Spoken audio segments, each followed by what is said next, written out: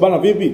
Unajua kwa umri wangu mimi ni ngumu sana kukupa historia za mwaka 1990, 91, 92, lakini wapo wazee wetu ambao wamesalia mpaka sasa hivi kwa rehema za Mwenyezi Mungu wanatupa hizo historia.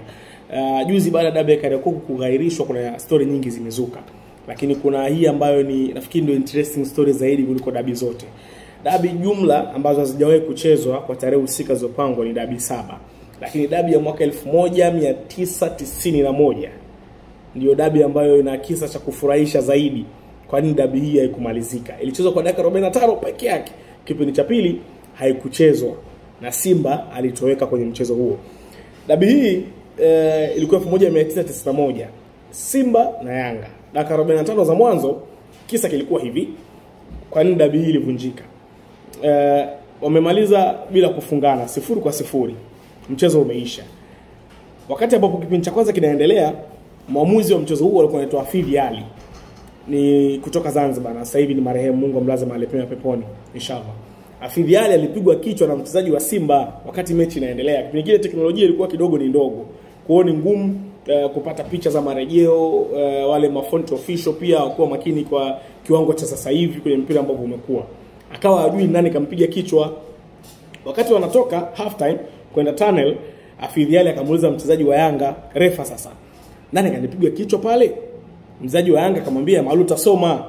Mchezaji wa Simba kwa Maluta Soma maarufu kama ball juggler ndio alimpiga refa kichwa. Refa akasema okay, sawa. Tukutane kipindi cha pili. Wakati anazungumza hayo mazungumzo refa na mchezaji wa Yanga, goalkeeper wa Simba kipindi hicho anaitwa Idi Pazi, Faza. Mpaka sasa hivi yuko hai. Anaendelea vizuri kabisa. Faza akasikia hiyo kauli ya refa akisema tukutane kipindi cha pili. Akasema okay, hawa wananiambia na sisi. Wameenda vyumbani, Idi Pazi akawaambia wenzie na kocha wao kipindi hiyo alikuwa ni Abdallah King Kibaden Mputa. Akaambiwa na kocha, refa akasema tukutane kipindi cha pili. Hawa wananiambia na sisi ya kutuhujumu. Wakakubaliana pale kama timu. Wakamuita mfadhili wao ambao alikuwa ni Azim Dewji wa kipindi hicho akishirikiana na Mwarabu mmoja anaitwa Ahmed Bora. Lakini Azim Dewji alikuwa ndio top wa timu, Ahmed Bora alikuwa msaidizi. Kwa kuna upinzani hapa na pale nani atakuwa top, lakini Azim Dewji alikuwa juu zaidi ya Ahmed Bora. Wakakubaliana baada hii mechi aturudi. Huyu mwamuzi ataka kutufanyia figisu sisi tushinde hii mechi. Kumbe mwamuzi alisema tutarudi kipindi cha pili, amtafute yule alompiga kichwa ambaye ni Maluta Soma ball juggler. Lakini Simba Soro hawakuipata. Wakajua mwamuzi anataka kuwahujumu. Kipindi cha pili kimerudi, refa akarudi uwanjani, Hafidh Ali, Yanga wamerudi uwanjani, Simba hawapo. Wao na mwekezaji wao, mfadhili wao Azim Dewji, Ahmed Bora, timu nzima wamekula nyoya. Kwa mechi ilichezwa dakika 45 tu. Kipindi cha pili hakuchezwa kabisa. Simba wakaondoka, sababu ikiwa ni refa Hafidh Ali kusema sawa, tukutane kipindi cha pili, wakijua kama ni figisu. Kumbe refa alipigwa kichwa na Maluta Soma ball juggler.